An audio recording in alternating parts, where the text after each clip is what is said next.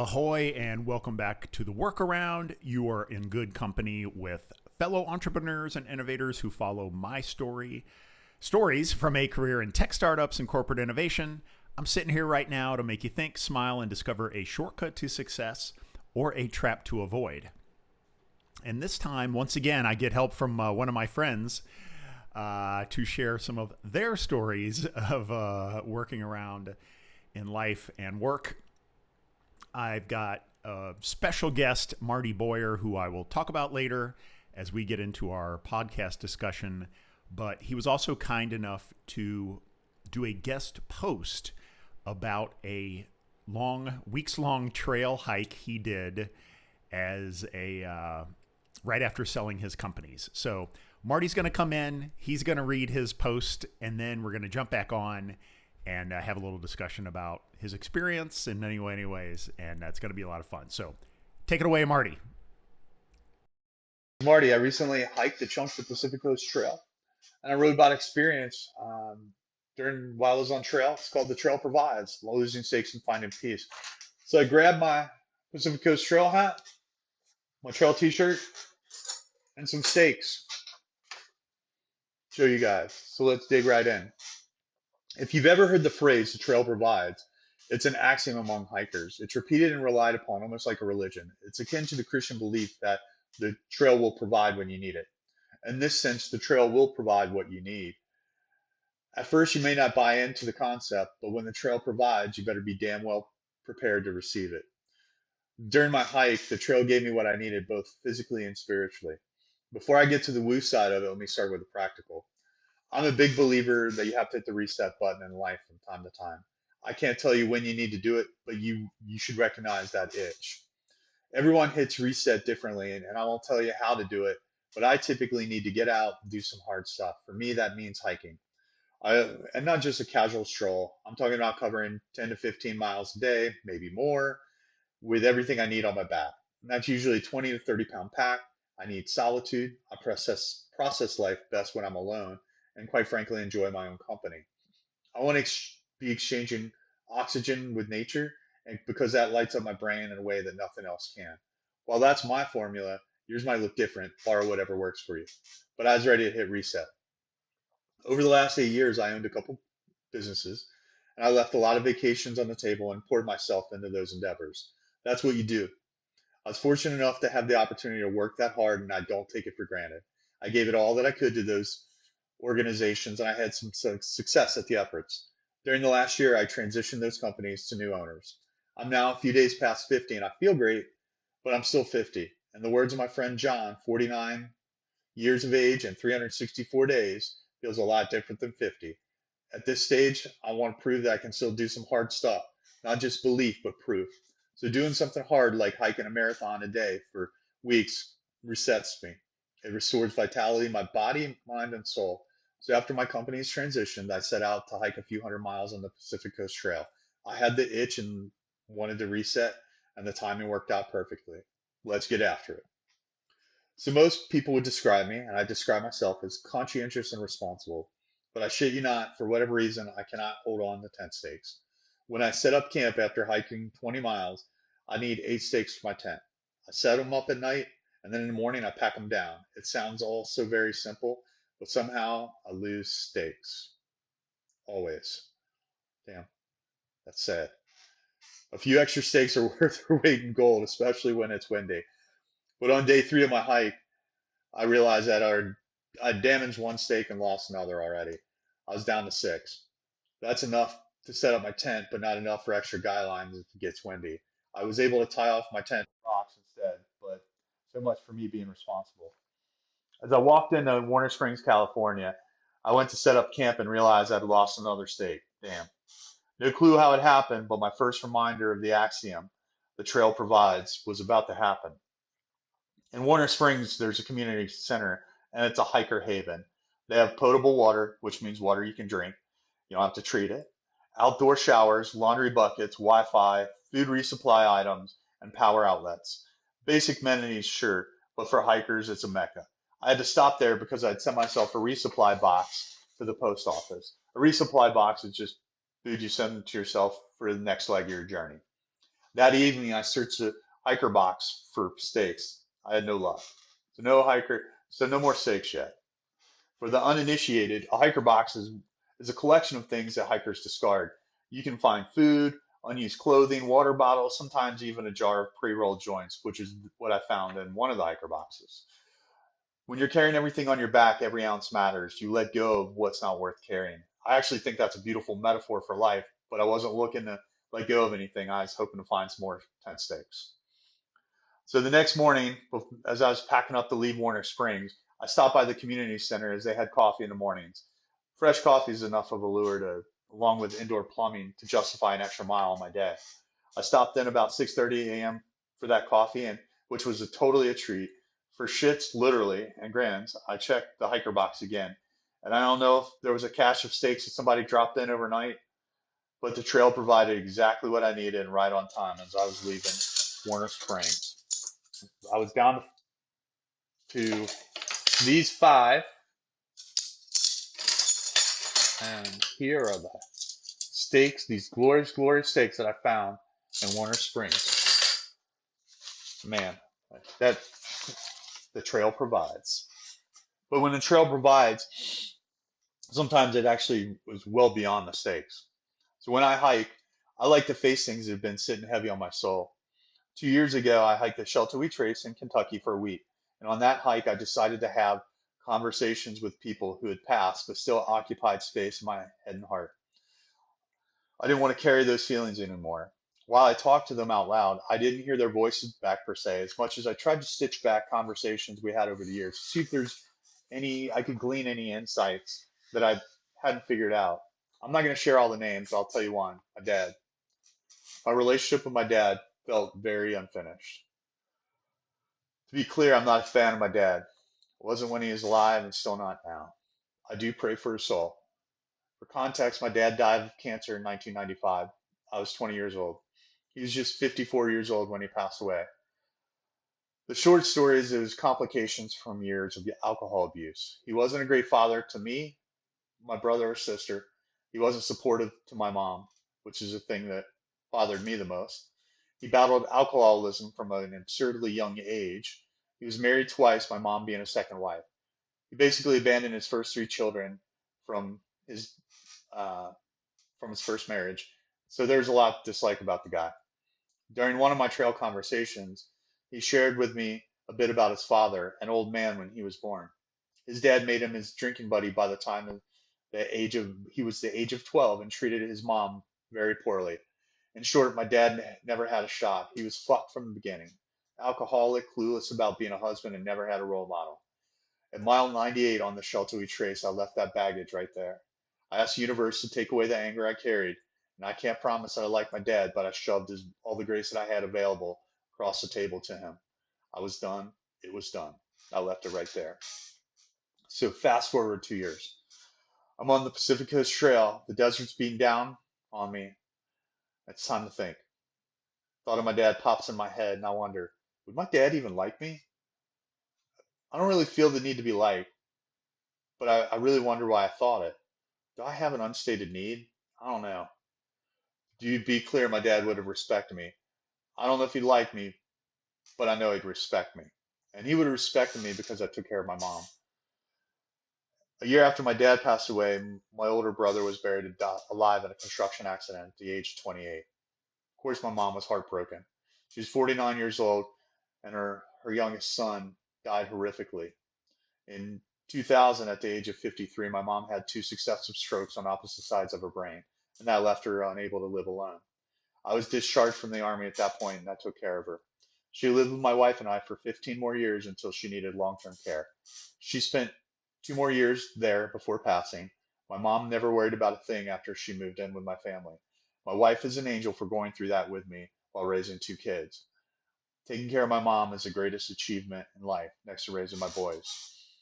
And my greatest act of rebellion and conceit are that I'm a better son, father, and husband despite my dad's guidance.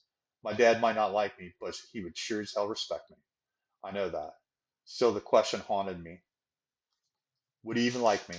I didn't expect an answer, but the trail did provide. On day 6, I made it into Julian, California. After hellacious winds on the backside of Mount Laguna the previous evening, this was my first 0 day, which is a day you don't hike.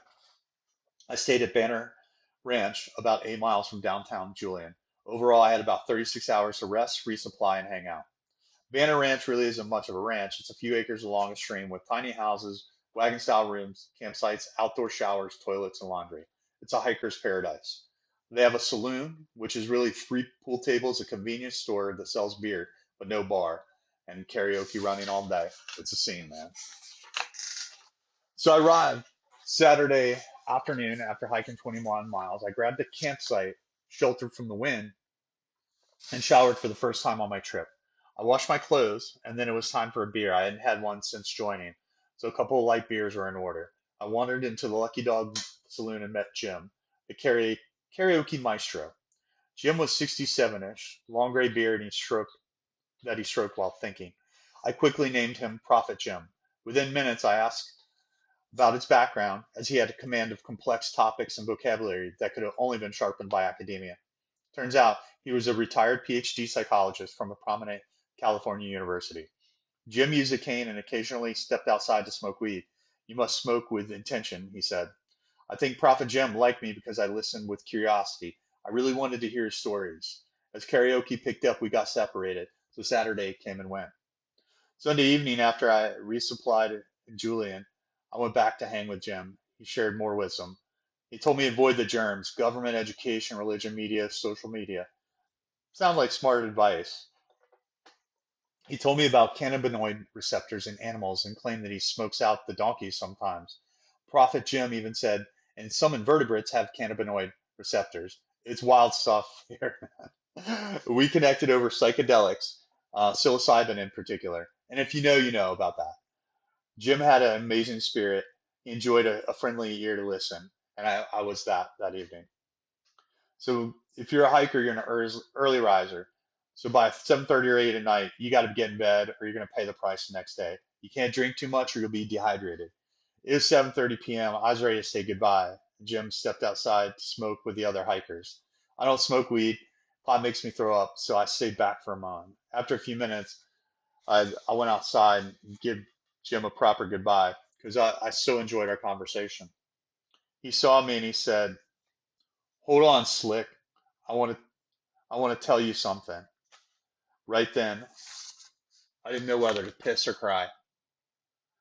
Those were the exact words my dad would say to me when he wanted to make a point, especially when he was drunk.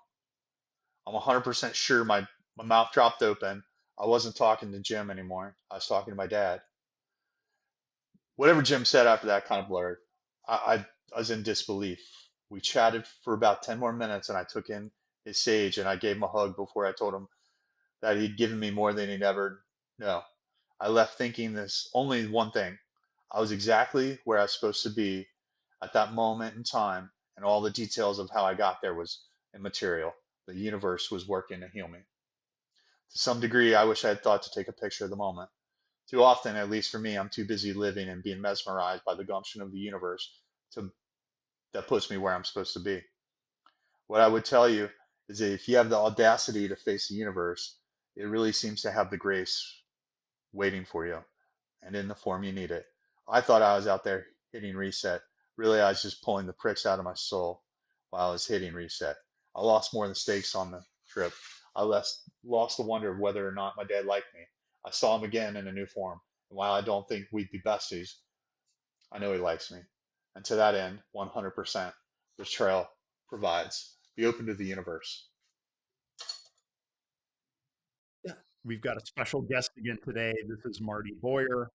Marty is a very good friend of mine and has been for a long time, going way back to when the early or mid 2000s when we worked together at Bridge Worldwide, which was a leading digital marketing agency with the rise of the first digital marketing agencies. Over there, Marty led technology for us and product. Since then, he's been kind of a jack of all trades in many interesting different types of businesses. But most recently, and a big topic of today, is he ultimately purchased modernized and then sold two different businesses. One was called the theater is called the Theater House. It's a business that sells costumes and props mainly to school theaters. The second, 3D Corrugated, a packaging and 3PL company.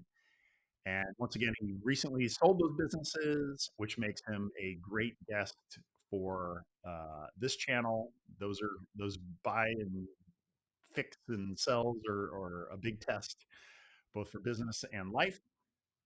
And I wanted to ask him to share some of the stories of both of those, his career, how he turned them around, and then how the sales went, and then finally where his head is in now. So, Marty, thanks for joining me. Hey, what's going on? Thanks for having me. First, honored to be here. Love the workaround. I'm going to plug with everybody I know. And thanks for hosting and having me and be interested enough for me to hear a little bit about my life. So I appreciate that a ton. One of the things you describe me as is a jack of all trades. It's always interesting to me because I don't think of myself that way. Uh, when I think of myself, I say often that I do many things well, but and I do some things better than what seasoned professionals do. But when I think about my core skill sets, I think about tech application, business knowledge, organizational discipline, and marketing.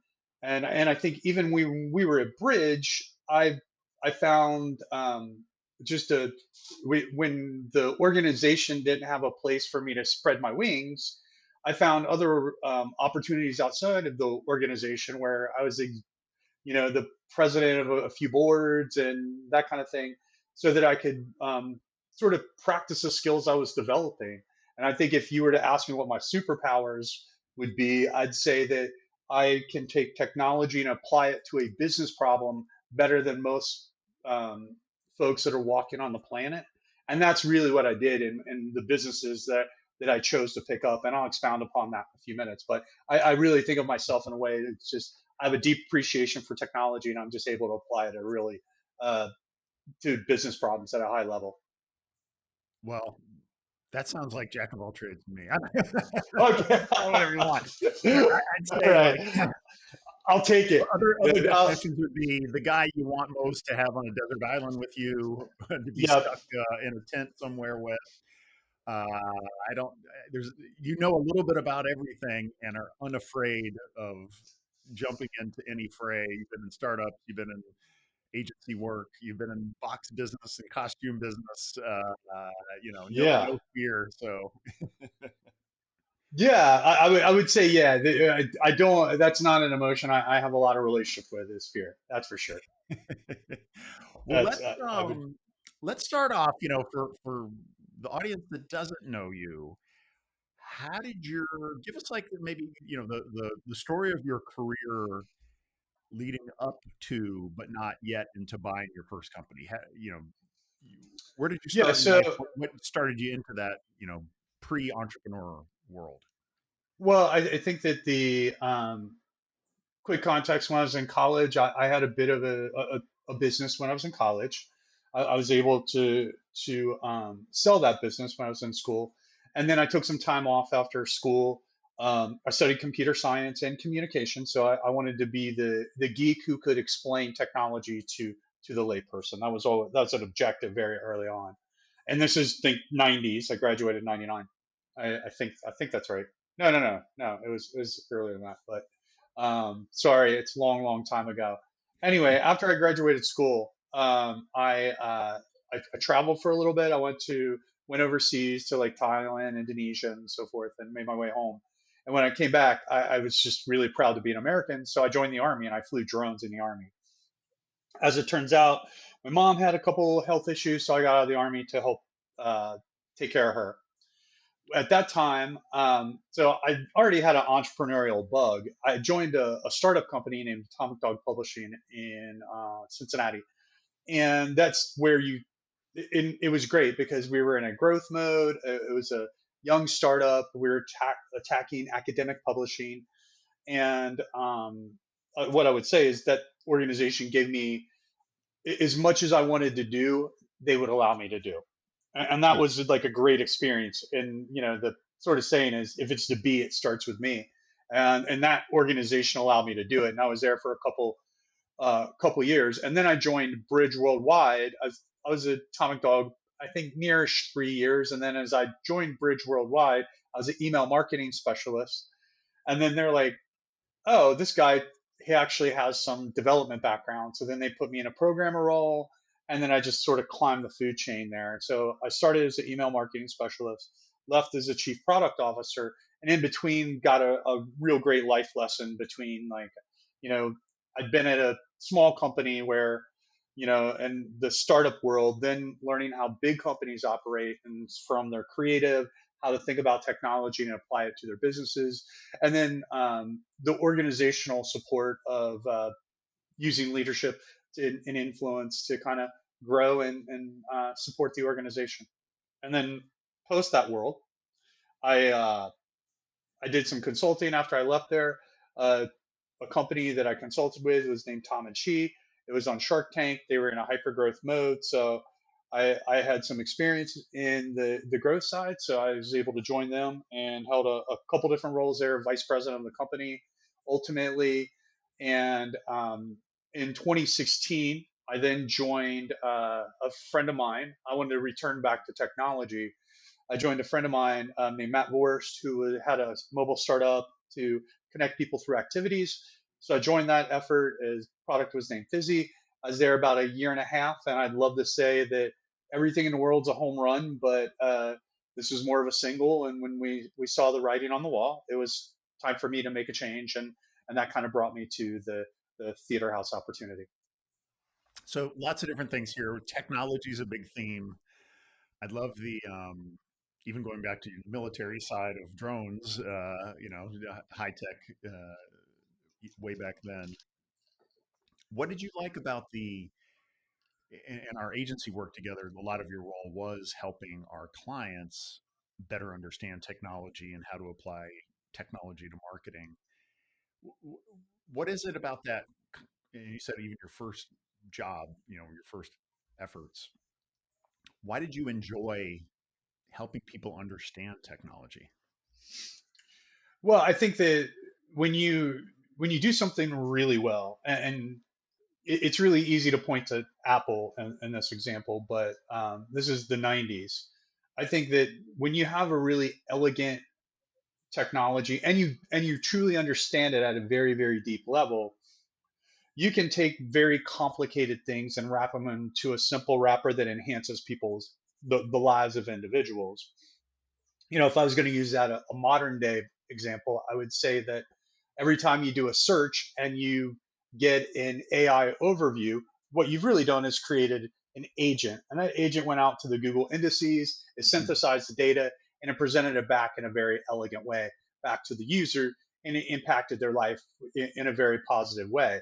In our world in the agency, we had tons and tons of clients. So that gave me a lot of variety, Hmm. and as I'm looking at all the technologies that were sort of being developed, whether it's on the social side, content management systems, sort of knowledge platforms, wikis, all those types of things, there's tons of opportunities to apply those both to our client businesses and the growth of Bridge as we were going, and that was a lot of fun, and I got a lot of joy out of being able to do that. And I think that the ability to influence other people and give people ideas and superpower our other creative ideas at the agency, I looked at technology as a building block of the creative concept as opposed to the no guy. I think so often Hmm. when you go to technology, they see technologists as like the no people and the no group. And I always said, yeah, I want to try to say yes. And it's like, let's bend the technology to our will. And I think that was always sort of my objective. And I think it's one of the reasons a lot of our account folks enjoyed working with me, because I was able to take it, put it in a wrapper that made sense to them, powered a creative idea, and then we could go execute it within the client's technical platform. And I think that description of what I just gave, apply it to a business problem and make it doable on the client's platform, is something I have a fairly unique skill at being able to do. So it's like a yes and mentality. Absolutely. Or Yes. that's or versus no, or you have to do it our way, or Yeah. use this one first. Absolutely. Um, so already, before we even get into the companies that you purchased, you had a pretty varied career, lots of different experiences.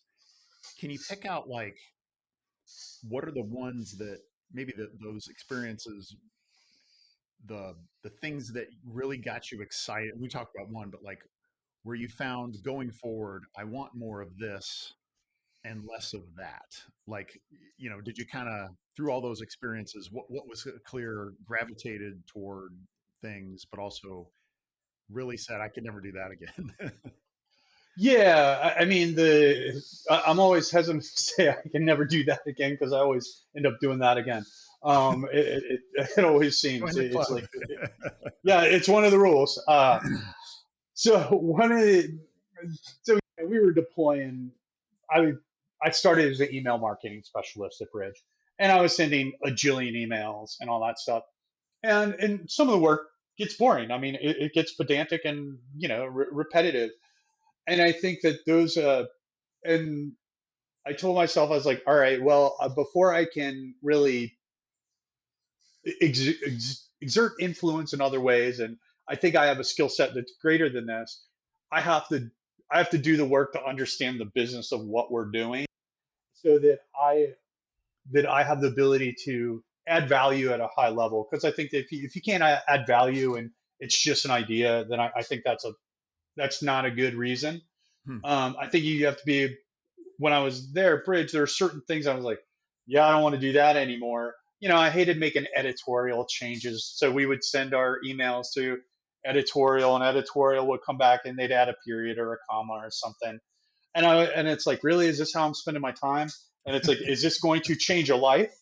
Hmm. And like that work is very important. I don't want to disregard the work, but I didn't necessarily enjoy that portion of it, though I understand the sort of the rigor of why we did it. Hmm. And so yeah, there were things like that I find pedantic. And even when I left, I'll say, because it's been long enough and I'm not under any kind of agreement. Um, when we after they smash a bunch of companies together, my job felt like it became managing spreadsheets. And the moment that I was like, oh, is this the way I'm going to spend my time, managing spreadsheets and staffing plans? Because like we create these awful incentives how to run a business. I was like, if that's the way we're going to do this, get me the heck out of here. And that's when Hmm. I was like, yep, I gave a year's notice, to be clear, like at Bridge. So Why a it year's wasn't. notice? Um, I really wanted it to be much quicker, but my boss really she asked me very kindly in a way that only she could. She said, "Hey, I'd like you to stick around and be here for some time." And I think many people at that point were kind of like, "Yeah, this isn't what we thought it should be anyway. This isn't if this is what we're doing is executing somebody else's business plan."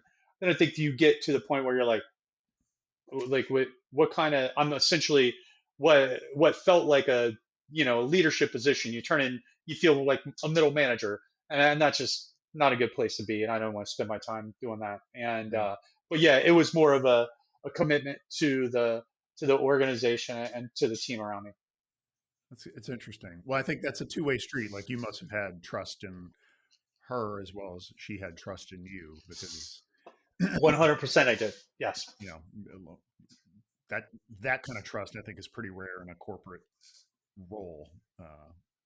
You, Absolutely. And I learned so many things from my boss at that time, and she was absolutely fantastic to me. so not going to be spreadsheet guy, not Nope. going to be doing the commas, not ultra detail. Give me the big, you're looking for the big leverage elements.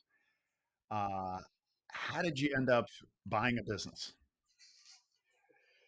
Uh, by accident. I It always kind happens of that way. right. So my friend Dave Heydrich, he has a property management company. It's a real estate investment group and property management organization named Zala Companies. He runs that company, and they bought a building in Covington. And when they bought the building, the theater house was sitting in it. And he sent me an email, and the title of the email, I remember it as clear as day: accidental business opportunity. And what had happened is when they picked up the building, they bought it at auction. That theater house was had been around for 63 years. I went through three generations of family ownership, and businesses are like relationships. If you ignore them, they go away. And they ignored it, and it went away. And they leveraged the assets of the business on the note of the building. When they Mm. defaulted on the note on the building, the bank locked up the building. So it'd been dormant for 6 months.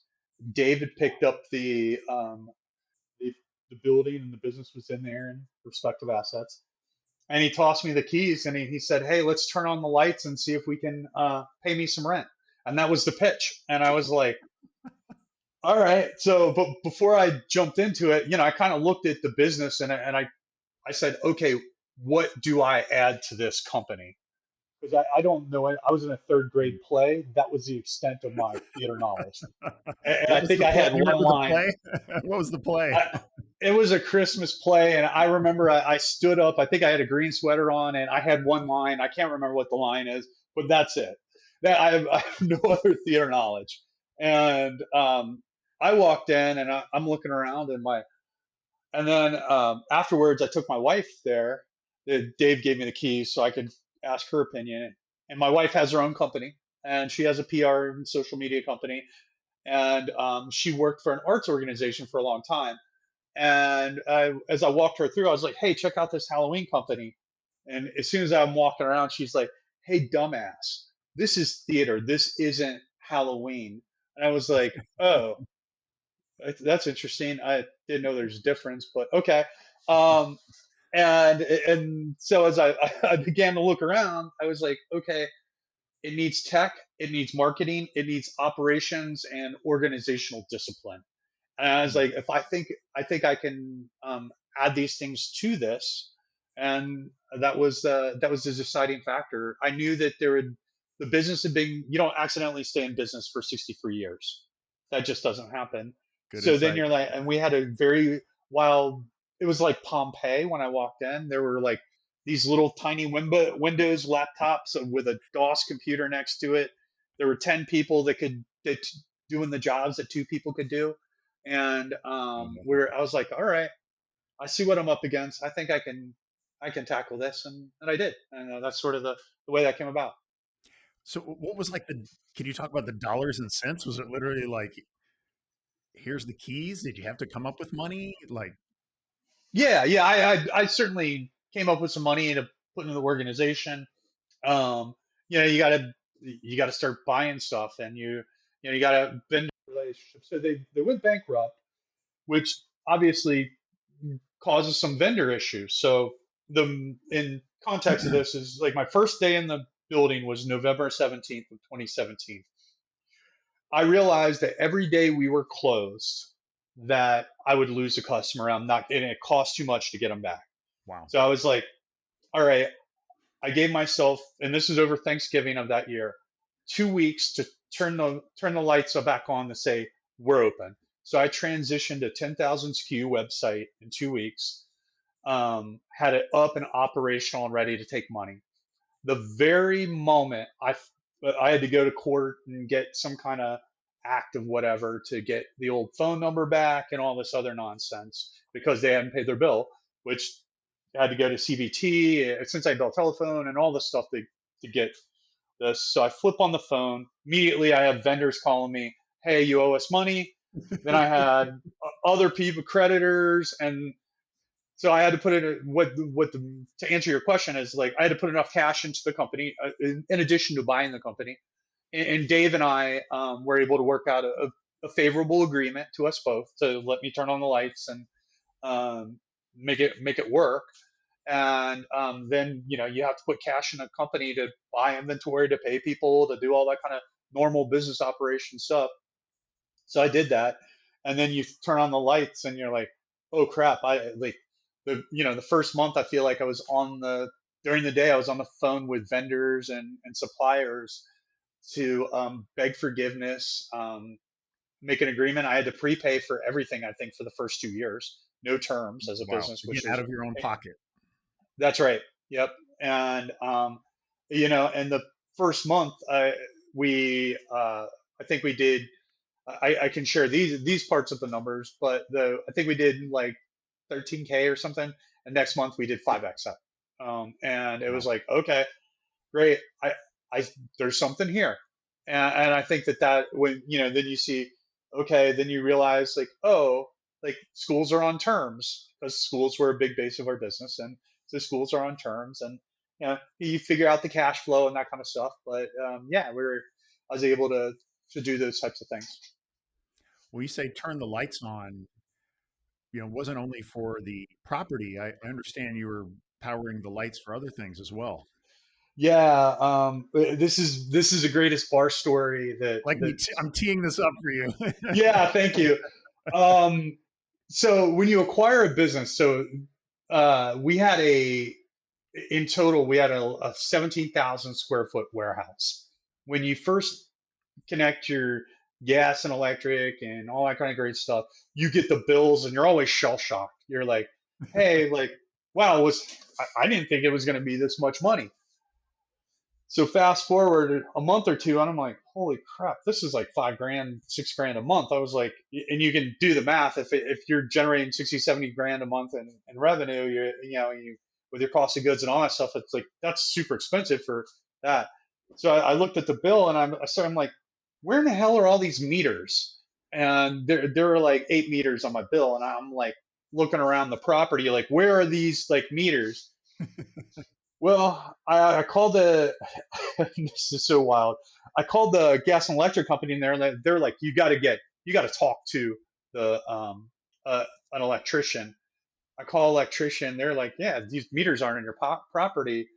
So I called the gas and electric company. I was like, what are my options?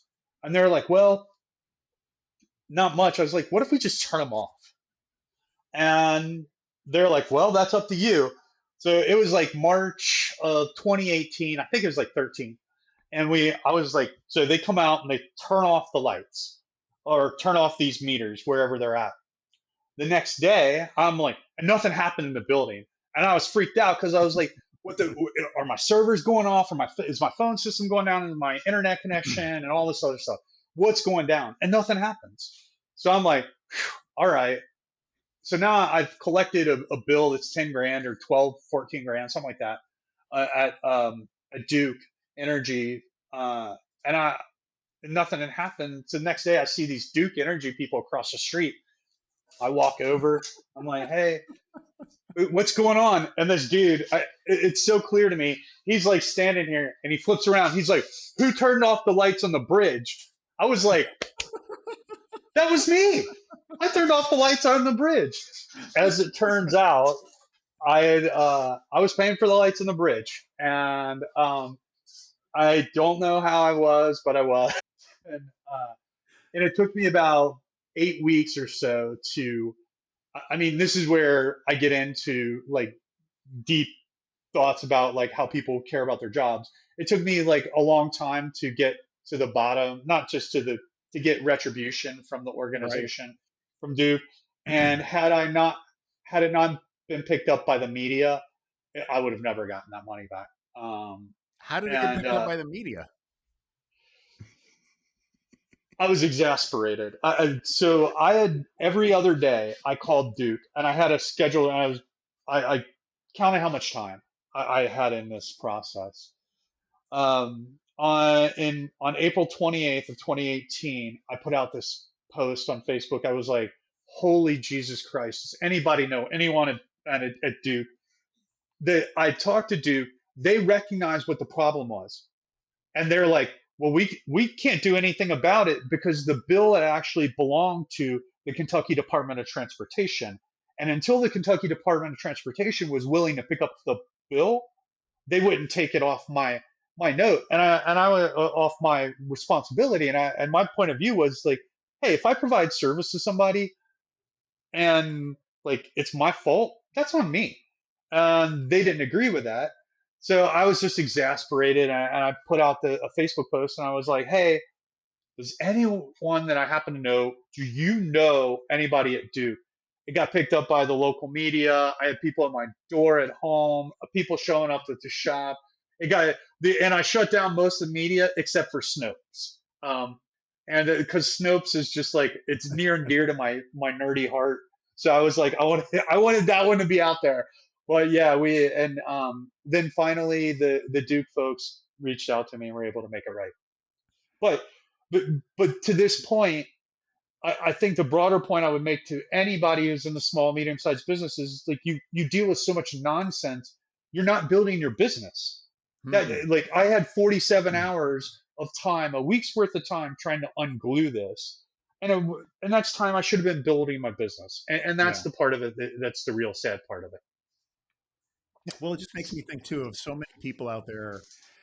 It's become a thing now of people want to buy a business or start a franchise or do a startup, and it's tough. I mean, this is what your experience is just your flavor, but that's in every type of company that I'm lighting the bridge moment. Or Right. Absolutely. Yeah, and I think that it's one of the things about, I think one of the downs, if you will. I know there's ups, downs, and so forth about buying any company is that I didn't, in terms of thinking through stuff, like I love shitty businesses. And when I say that, it's businesses that aren't by the way, that's going to assessing. be the title of this. Oh, great. Please Write it do. down Uh, now. So, I mean, there are tons of businesses that need innovation and need operational discipline, innovation, that kind of stuff. I would say one of the downs of both the box company and theater house is that the supporting industries were well behind their times. I mean, you would go to a trade show and I would bring out a printed out like purchase order, and here's some guy with a like writing it down on an order sheet, and I'm like, what are you doing? I gave you your SKU, I gave everything, I gave you the accurate pricing, and you're like transferring it to your paperwork. Is this what we're doing today? And like those industries are just really, the supporting industries around theater and packaging are both very old industries, and that's something that's kind of hard for me to deal with. I still receive faxes all the time at theater house. I'll Well, say that. let's talk about the box business, because here's a technology guy who's been flying drones, telling billion-dollar brands how to digitize their marketing, and you had to go buy a second business at the same time of owning the first. Tell us that Right. story. Yeah. So our first year in theater house, we just kind of we established like what the business was. And so you kind of create like your baseline of your business. And then you're like improving the systems, everything from accounting to inventory management, things like that. I really like you're spending a lot of time just automating systems from one point A to point B. And we're able to do that in the first year. The second year we grew, I think it's about 26%. I think that's about it. Um, so I was ecstatic. So that's 2018, we established business. 2019, we grew 26%. 2020 is COVID. And the only reason Theater House still survived COVID was face mask elastic. We saw very early on, 3 days after stuff started shutting down, is we looked at like all of the orders going out. It's like, oh, this face mask elastic is, and we're like, oh, we kind of put it together. Um, and so like I got on Alibaba, contacted 100 Asian suppliers and said, hey, can I get 10,000 yards of face mask elastic? I found two that like we're able to get it done, and I overnighted it, which takes a week in that regard. If Yeah. you're overnight from Asia, it takes a week. Other people were getting nervous, putting money in their pocket, and I'm like, I'm hammering, I'm putting all the chips on the table. I'm like, screw it. If I'm going down, I'm going down a blaze of glory. Because like the all the school productions, and recognize, and to give you a good explanation of this, theater house, our approximate sales seasons where summers are slow, falls you have plays in schools, and those typically they'll have some props, wigs, costumes, and accessories, but their productions are in the spring, and that's when they do the bulk of their spend.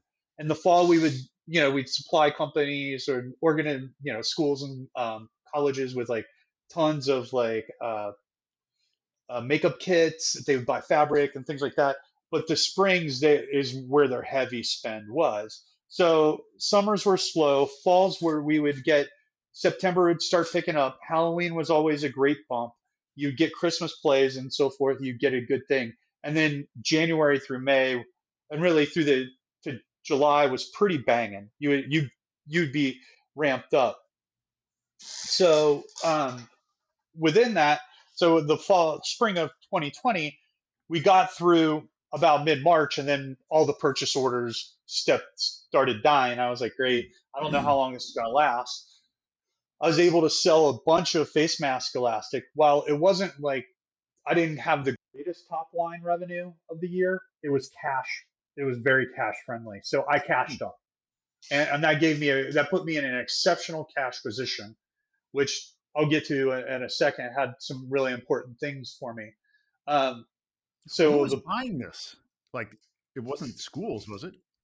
No. It was everywhere from like healthcare systems, like the Los Angeles, whatever the LA, like it's UCLA. I think it's like UCLA's like network of like hospitals or whatever.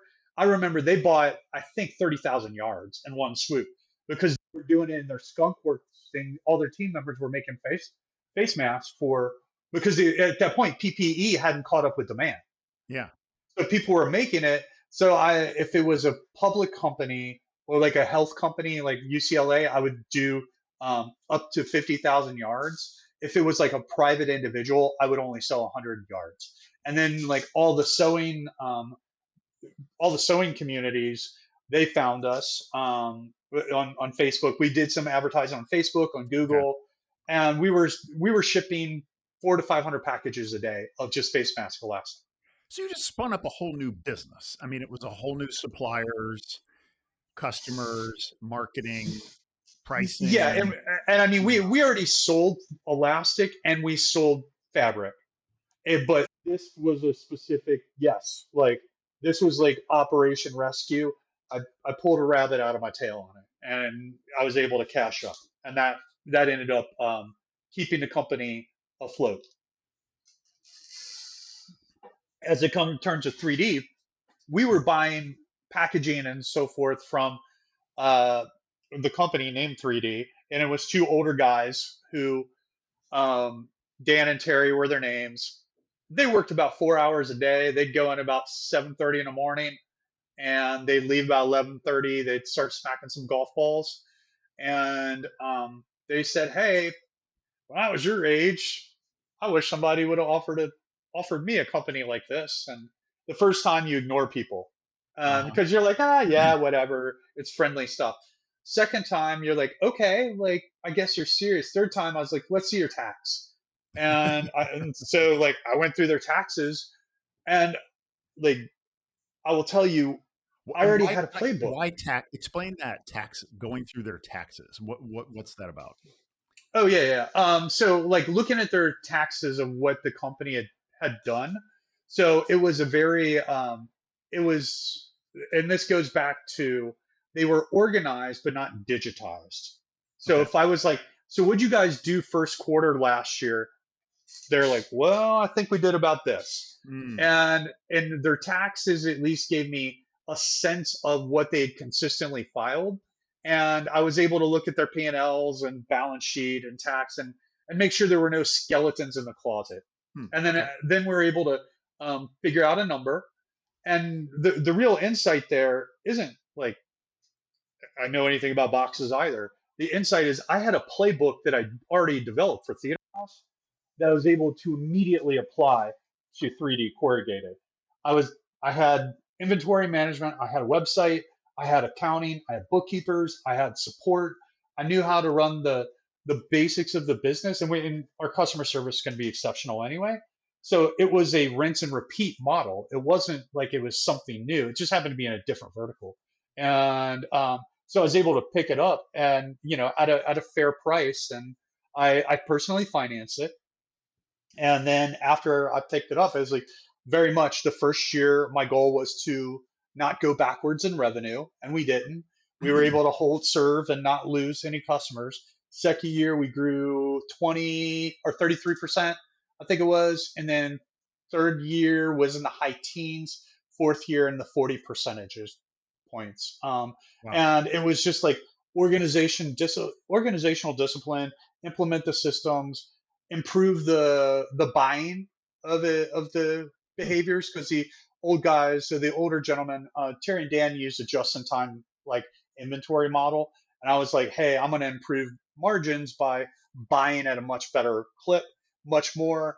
If you have it a box and you're selling it for whatever amount, $2, and let's pretend it costs $1, but I'm like, they might buy, 100 of them to equal it. I'm like, well, if I buy 1,000, can I buy them for 60 cents and improve margin? So Yeah. I was able to do that pretty effectively.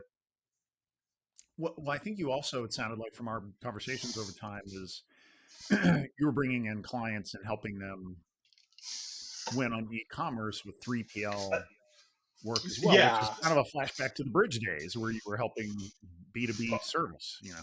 absolutely. So we had a client that they were having, and this was sort of my pitch to them. In there are companies that are, if you have a 3PL organization, there are some that are very big, and if your company is in that, sort of the mid market range, your dollars and cents aren't at the top of their priority. And their problem statement was that they would send out an item, might be like a small thing, and it's in a very large box, and all of a sudden all their margin was wrapped up in the shipping because they Mm. shipped it poorly. And additionally, my client had, they were several times a day, they had to format these dumb e-commerce files and upload it to their system. And I was like, I can integrate this in like 2 hours, man. Hmm. And they didn't believe me. And he sat down in December of 22, and I was 2 hours later, we stood up their 3PL, and we were shipping stuff from that point on. And it was a beautiful relationship because they were able to do, they partner with like YouTubers and influencers, and we'd ship 1,000, 2,000 pieces a day, and it was great, and it was great for our business because it filled the time of the guys in the warehouse, of our team that we had in the warehouse, and they Hmm. happened to be guys, but during all throughout the year, if you look at summer and that, the theater side may not have been busy, and we had augment seasonally with temporary staff and so forth. But it really helped us round out the business in a really nice way, offering 3PL services, and we'd warehouse, do things, and like we were much more responsive and to our clients than the larger organizations would ever be. And what took they I think their average ship time, um, getting it out the door was 4 days. Ours was sub 4 hours, and our delivery period was 2.3 days anywhere in the country. So those are metrics that I track that were really important to me. And was your pricing higher, Oh lower, or yeah, similar? yeah. We were less expensive than the big guys because I was able to figure out like the pricing model and make it work. And they also bought boxes from us. Like don't like that was an additional. They would customize boxes, and we would keep them. That was part of the plan too. So it's like you come on board, you're never going anywhere. That was my goal as in terms of the customer service model. It's interesting. I mean, it's such a great lesson. And I think I've seen this a lot. And I wrote on Substack a few months ago about the idea that if you're a smaller business, especially, you should be buying from smaller vendors. You're going to get unfair Good. advantage. You're going to get top people work. You want to be a big client to someone Ab- because service is better, consistency. yes. It's meaningful. For you, their business was meaningful. Hmm. But for some giant corporation, it might not even be profitable for the big company. They just have somebody who didn't say no. Or if we go back to our bridge agency days, I think that was my story. Is every time we tried to, as we got bigger, serving the big giant CPG companies, for example, we were awful at helping a CPG startup. Like our business Uh, model didn't work as much as we liked them and thought, oh, it'll be fun to work on a small company and we'll get to meet the CEO or the CMO. Like it was the last priority for our team. Yeah, and I think that even in the box company, we were able to. I would when people would reach out to me for small orders, like custom orders and stuff like that, I would send them back a very like clear explanation of like, here's a way to think about this. Here's your alternative that I would recommend, but just so that people had a. It's like I'm not ignoring you, but you're going to get like if I price this out, you're going to be so disappointed with the cost structure of it I don't want to give you a price where you have a negative impact or it negatively impacts your perception about our organization. So I figured out what those numbers were and I'd share those out. But you're right. I think once you get to a certain size, it's like, yeah, I'm not good at dealing with this. A certain, a one-off box, you don't want to make a one-off custom box. It just doesn't make good sense. It's too expensive. Mm-hmm. So Mm-hmm. things like that. So very analogous for sure. So here we are. You got two businesses going. You're doing the playbook. You're increasing sales and margins. Everybody's happy. Why? Why did you sell? How did you even think about doing that? Yeah, so theater house in so I talked about the post COVID a little. So after COVID occurred, we had probably about 40% of our suppliers went away, and that was absolutely brutal. There are certain lines of things that were no longer available. Things like buckram, which is just it's a sort of it's a mesh fabric that has like a real stiffening agent to it that's used as hat forms and so forth. And a lot of people just tapped out. They just gave up. Hmm. Small mom and pops and that kind of stuff. And all the mom and pops that went away, I actually bought inventory out of pocket. The cash that produced from all the face masks elastic, I was able to keep my shelves stocked with their inventory because they were tapped out. I bought entire inventories of companies, Like which going had out of business sales. that's right. I went and I bought like three companies inventory and just wrote them a check and then went and picked it up. And that was like huge for us because you and I we've talked about this in the past. What the way that and personally we've talked about this. The Halloween and theater industry operates on a trade show model where they meet in January. They put all the orders in, and then the items are produced in Asia between January and July, then hits a boat, and then hits U.S. shores in the fall.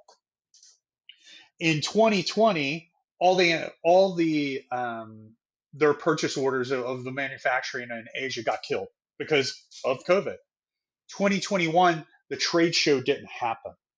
So if you're following Mm. timelines, so that means really until the fall of 2023, I didn't have a return of like normal, I'll say even normal inventory from large suppliers. It just it wasn't there. So that kind of impacted my growth in theater house through 23, but we're getting it back in 23. In the summer of 24, I was in Japan. Um, and I'm not going to get into politics, but this had a material impact. I watched the debate and in Japan, and I thought very clearly about that. We're going to have a change of administration, and at that point, Project 2025 in defunding the arts is like the arts are always going to get pulled first from Yeah. funding Yeah. as you get into things. And I was like, all right, I better think about how I want to spend my time. And I was like, okay. And this goes into the sales fact. So the sales side, I had a couple buyers that I'd met along the way, people that that I thought would be interested in the business, and I kept those relationships alive and sort of warm over time. And I reached out to them, and that in conjunction with, like, so I reached out to them. I knew we were going to have a change of administration. I had a lease on the property that I could have extended, but I probably needed to extend that by a few years, and I was like, not sure if I want to do that because the box company was outpacing the growth of Theater House. Hmm. I really needed a different kind of facility for the box company, and I operated them under the same roof. Wow. And because you need docks, you need clear heights, and some other stuff, and so I needed a little bit different facility to continue the growth of 3D. So I thought about it. I was like, all right, it's a good time to sell. So I reached out to the relationships that I'd built, and I knew if I could get the deal done, I could give them some really good pricing advantages. I could mark down like the dollars because I know they weren't going to take all of my inventory. Some Hmm. people just want your school relationships. So we'd taken the school relationships from 23,000 to over 70,000, which was Wow. that just grew the organization. Um, but I knowing that I was probably going to have 30 to 40% of that inventory left over, regardless of who bought it. Hmm. um, I was like, okay, I need that Halloween season to actually sell it. If I can get a deal on paper, I can give them a really great deal. I can clean up on on margin on these items where sort of it's a sunk cost at that point. I can clear it out, move the company in 3D at the end of the year, and that's what I did. And Hmm. then and so I was able to like for me what I knew that I had at Theater House there's two different kinds of buyers. One, the two buyers, one would be someone who wanted school relationships, which meant they had no value in my inventory. The Yep. second type of buyer is the buyer who wanted both the relationships and inventory, and that's the buyer that I went with because they're going to offer more money. Hmm. And that was important to me on that. Now, I had to offer a little more seller financing on that, but that's okay. Like not a big deal on that. But I knew I'd get the backside of being able to Hmm. retain a chunk of inventory and clear it out during Halloween. And I Hmm. needed that time frame to be able to that unique time frame to get everybody into our retail store to just clear it out. And I was able to do that. Does that answer that That's on great. the Yeah. theater? Yeah. Anything, I mean, it sounds like both in your, seeing all the things come together, you were wise there. Were you burned out at all? I mean, was there anything also there of just like, I think I'm done here, Yeah, I think that so when I would go to the Halloween and party expo and I look at walls of masks and stuff, like it's no different than looking at static on a TV. It's like I had there are certain things I would go and I would maintain my relationships and I would take my purchase orders because a lot of organizations incentivize you to spend heavy in the beginning of the year. Um, and I would do stuff like that, but like I didn't have a particular passion for the industry, but our distribution channels. So we grew our distribution channels to, Walmart, Amazon, and all that kind of got great stuff. And one of those organizations I despise it at a great, great deal. I just don't like the way they do business, and more of that. It was time to migrate one of the companies because the other one was growing at a much better clip Yeah. and just have some discipline and focus. But as I was moving it, the box company, I thought I knew after a couple years ago that the box company was outpacing it. A couple of the relationships that I had, I'd maintained them, and one of the individuals is a gentleman who ended up buying the company. I met Okay. him at the Disabled American Veterans. I was a mentor for startups there, and the cool thing is like I wanted to get back to tech because what I missed, one of the things I missed the most is like being able to apply tech to business problems. And there, and at that point, you you have to balance with like what the business needs versus like what you should be doing. And Yeah. I just it wasn't worth applying certain tech to the business at that point. So it's like, all right, well, and like the growth of AI. It's such an interesting model, and I don't want to harp too much on AI, but it feels like 1997 all over. And I'm Hmm. like, oh, I remember that. That was so much fun, and I want to dig back into some of those learnings and the a supporting ecosystem that's a little more advanced. Hmm. Hmm. So it's I'm hearing shades also of the, back when the job becomes doing spreadsheets or putting commas in. Like you're the guy you're a transformation agent. It's um, Yeah, and seeing, and some of that is knowing what to do, what needs transforming once you're in, but also looking at the bigger picture of macroeconomy stuff. And saying, I think a transformation is happening, and the time is good to leave. Or let somebody else take it and carry the ball from here. yeah. I mean, that's certainly a fair assessment. I wouldn't disagree with that at all. So both companies sold. You're free and clear now, and no major whammies on the way. No major, sometimes something happens on the 1 yard line. Nothing crazy there. I mean, it always happens. Like, I mean, there's always something. It's like I, I got on one of the purchase agreements. It's like last minute, kind of like, oh, this is like some legal concern or something, and you got to all of a sudden wake an attorney up on the weekend to have them redo something. It's like it's all the nonsense that for somebody that's been through it, as you have, there's always going to be a hurdle, uh, last minute hurdles. It's just like, don't become discouraged. Just know you're going to see it through. Yeah. And earlier this year, I think that but we went and I went to Asheville and whatever, late Feb, early March. I was pretty burnt at that point, and because like when we after Theater House, after we completed the sale, it really took till the end of the year to complete the sale because I had to clear out all the racking, the inventory, all this other stuff, and and you close up tax and all that kind of nonsense.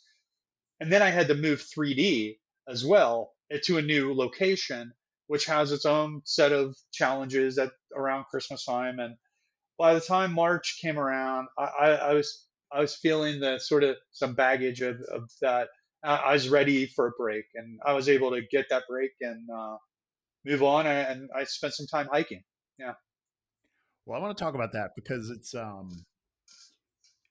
this week, just yesterday, I published on my Substack kind of a story of how when I sold my company, um, I didn't take a break. I jumped right in, and it ended up being 4 years of flailing around when I should have paused.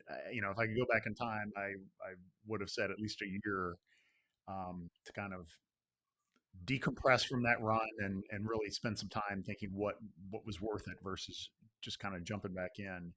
You have had a couple months, with no new job on your LinkedIn Nope. profile. Nope. Not yet. Uh, and then you went and spent, I think, a month hiking. Yeah. Yeah. We're going to attach your story that you've read to our discussion at the end here, and you're going to be a guest post on my Substack. It's really great.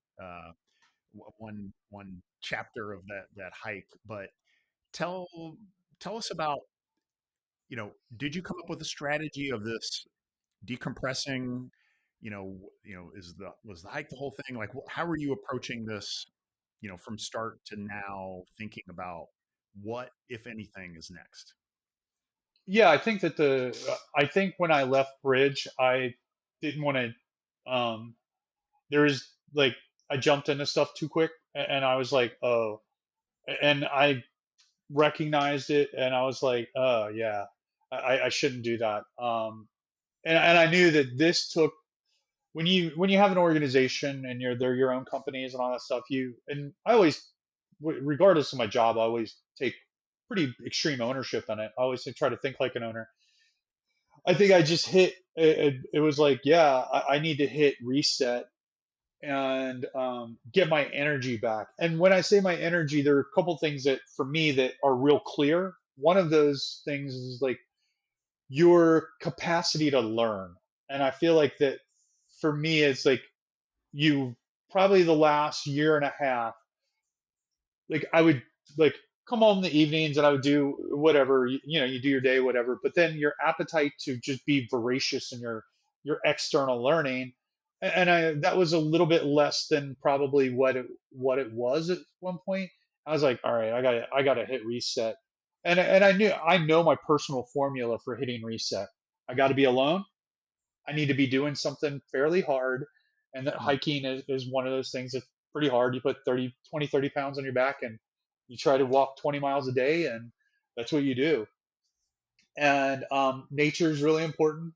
I think that's critical for me. It has to be physical. And I think the physical side is because it's a juxtaposition of how much time you've spent in the office. And, Hmm. and two is like that exchange of oxygen, I think is so important to just reinvigorate your brain. And about 8 weeks it was in May. I was in Yosemite. I woke up in Yosemite. I was on the ground. I remember it was a Saturday, and I was like, "Oh, the curiosity feels like it's back." And I was Ooh, like, "Oh, yeah." Like that's there's cool. an intellectual curiosity. It's like that's so refreshing. Um, and Hmm. I like so I'm so that was a good feeling. I cleaned up some of the things, you put on the back burner that you put when you have your own organizations. There's tons of personal stuff, whether it's cleaning out the attic to redoing your will and all that kind of stuff, making sure all that stuff is caught up. And now I don't have a clear vision for like, oh, I want to buy a company or I want to join something else or go in a startup type thing. So at this point, I'm open. Like I have a lot of energy, and I feel like that's returned. I do feel like that I want to add my skills to somebody else's business problems at this point. Hmm. What that looks like, I'm pretty open to. It's like I don't want to define it, but if I find the right company that allows me to do the variety of things that I think I can do well and try to solve their problems, I think it'll be fine. But I don't think it has to be a year because, like, I'm quite frankly, I'm like mentally ready to roll. I Okay. am like, I am ready to roll now, but not at the cost of the wrong. Like, I'm not Yeah. going to, like, it has to be the right team, right people, right organization. Has anything come to you yet that you've turned away? Yeah, one or two small things. I'm like, yeah, they want me to do consulting type stuff, and I'm like, no, I don't want to do that. It's just it's stuff where I smell like they're not clear thinkers, and Hmm. I think that like I don't. I think I could be a bad account service person at this time in my life. Uh, and it's like, and I think that the ability to solve problems well, I think, comes from a lot the clarity of thinking that it's on the other side. And I Hmm. think that the folks that I've turned away, it's like they're not like they're like, oh, I really want this kind of thing, and I wanted to do this, and I'm like, okay, what problems are you trying to solve? Why? How? What business kind of stuff are you? And after I understand it a little more, it's like, yeah, they don't have their problems wrapped up enough for me to that I think I should dig in. I'm afraid I'll just I don't want to be a dick to somebody and burn a relationship because like I don't think they're ready for the things that I think they're really asking me to do. Yeah. It's very interesting. I look at some of myself of finally learning a lesson of, ignore the ego. I back when I was wrapping up my last company, I was asked to be on a board, and I jumped at it like, oh yeah, I could be on a board. That'll be literally. I'm sure part of the thought was that'll be something I get to put on my LinkedIn, and be Uh, engaged. And it was not a fun experience. I learned the hard way, and I knew I'd been on boards uh, before. I should have known better, yeah. but just jumped on that. But only recently. Yeah, on the other hand, recently I was asked to be kind of a version of a board member, kind of advisor or consultant kind of thing.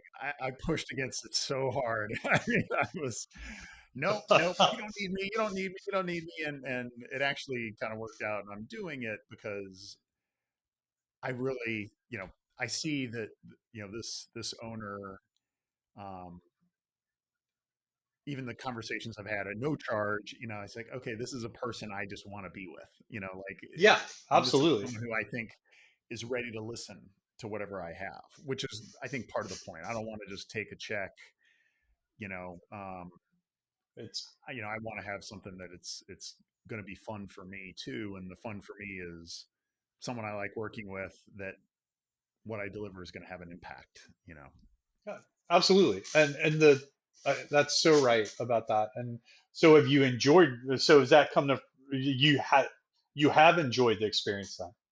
Yeah, yeah, and it's pretty early, but and again, I think it's the ability to kind of go in, and also a similar thing of versus a board seat, you might say, it's a multi-year commitment, and I think Mhm. being careful on anything that's a commitment when you're at that sensitive stage, that you're starting into. I've been on the other side for a while, but I'm kind of staying sensitive forever, you know. Um, but I think there's something there of, okay, I'll do this for a little bit, or you know, like the last board thing I had said, I think it was a 2-year commitment. Sometimes boards are 4 years, Mhm.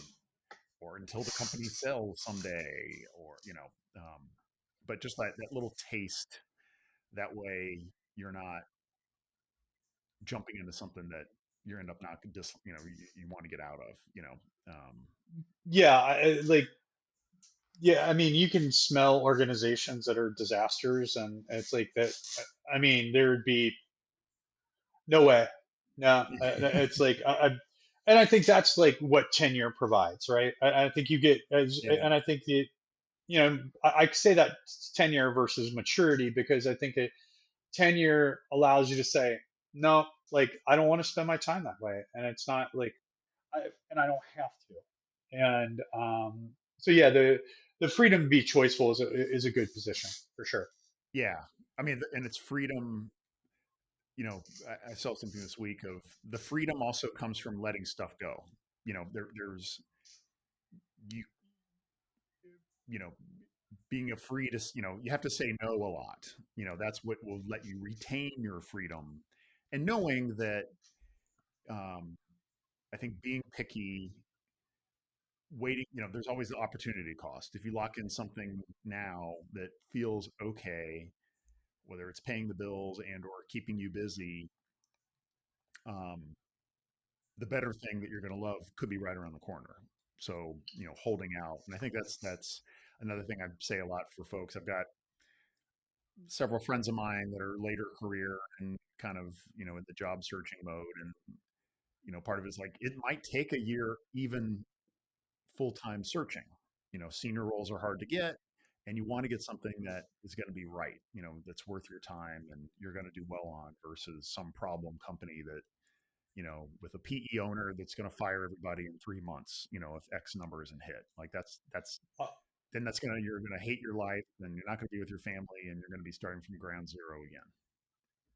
Yeah, and I 100% don't expect to like I don't know if anything will happen in Cincinnati or it'll be somewhere other city. And I think that to me is like the phase of life is where my children are grown and it's like they've moved off and so forth and um so yeah, it's like I have a lot of freedoms in terms of where I spend my time for sure. And I but I do think that one of the learnings that I had from the previous organizations is that I had very physical businesses. You had to be there.